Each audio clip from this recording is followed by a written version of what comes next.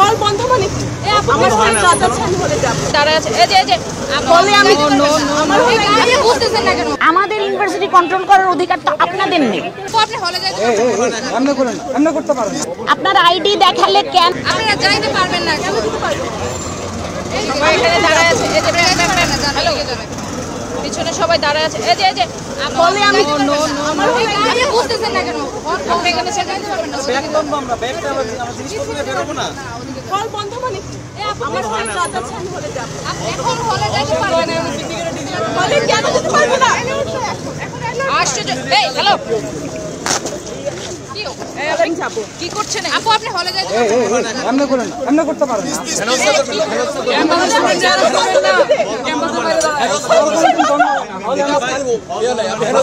ID card আছে?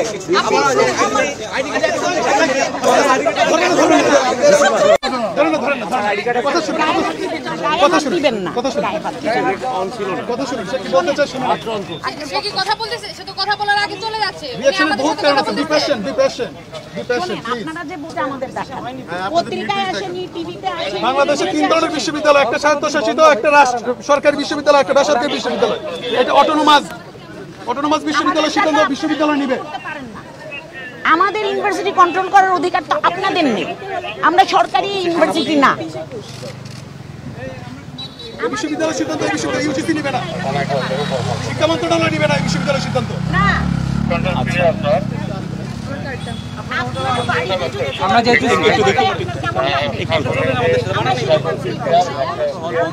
বিশ্ববিদ্যালয় হচ্ছে আমাদের দ্বিতীয় বাড়ি। ম্যাডাম পাইছেন, ওই ছেলেটাকে পাইছেন, মাইকোলাকে পাইছেন? আমার সাথে তো কেউ কিছু বলে নাই। আপনার আইডি দেখালে কেন ঢুকতে দিবেন না? আমার কথা হলো আপনারা ঢুকতে দিবেন না, নির্দেশ আছে, নির্দেশটা আমাদের একটু দেখান।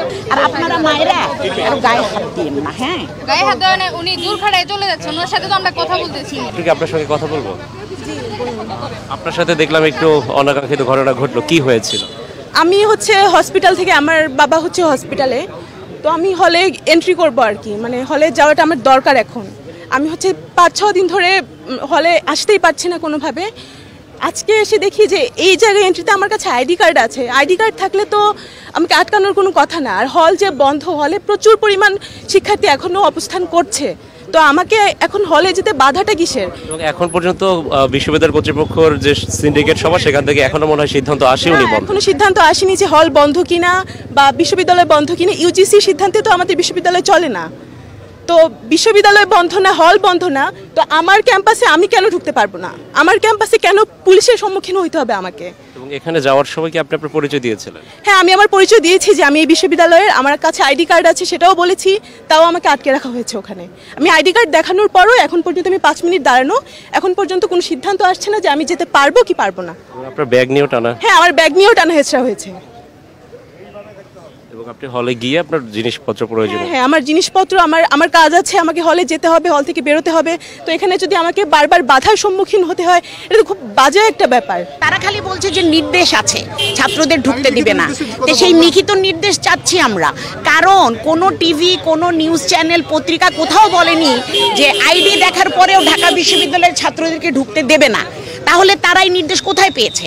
আমাদেরকে তো সরকার নিয়ন্ত্রণ করে না, আমরা তো স্বায়ত্তশাসিত প্রতিষ্ঠান। একটি অনাকাঙ্ক্ষিত ঘটনাও দেখলাম এখানে। হ্যাঁ, মানে আরেকটু বেড়ে যেত, আমরা আটকেছি। এখন কথা হলো, আমি বলেছি যে কারো গায়ে যেন হাত না দেয়। মহিলা পুলিশ হলেও মেয়েদের গায়ে হাত দিবে না। ওনাদের যে নির্দেশ আছে, এটা ওনারা আমাদেরকে লিখিত নির্দেশটা দেখান, কারণ আমাদেরকে সরকার নির্দেশ দিতে পারে না, আমরা স্বায়ত্তশাসিত, তাই না? আমরা তো সরকারি বিশ্ববিদ্যালয় না, ওনাদের তো এই অধিকার নাই। একজন নারী শিক্ষার্থীর সাথে যেটা হলো, উনি তো হচ্ছে বিশ্ববিদ্যালয়ের শিক্ষার্থী, আইডিও আছে, দেখা দেওয়া হয়েছিল, আইডিও আছে। আমার কথা হলো, আইডি দেখালে আপনারা কেন যেতে দিবেন না? আপনার বাড়িতে যদি আজকে আপনাকে ঢুকতে না দেয়, আপনার কেমন লাগবে? এটা তো আমাদের বাড়ি, কোন অধিকারে ওনারা ঢুকতে দিবেন না? লিখিত দেখান যে আমাদের কাছে নির্দেশ, তারপরেও সরকারের নির্দেশ মানতে আমরা বাধ্য না, আমরা স্বায়ত্তশাসিত। ইউনিভার্সিটি যদি বন্ধ ঘোষণা করে, আমি কি ডিপার্টমেন্টে যেতে পারবো না? আমার কাজ থাকতে পারে না? আমরা সমাবেশ করবো, মাইকওয়ালাকে ঢুকতে দিচ্ছে না, যত রকমের বাধা সৃষ্টি করছে। আজকে আপনাদের সমাবেশটা সম্পর্কে একটু যদি বলতেন। 11টায় শুরু হওয়ার কথা অপরাজয় বাংলার পাদদেশে, কিন্তু মাইক আসেনি, আমরা মাইকওয়ালাকে নিতে এসেছি।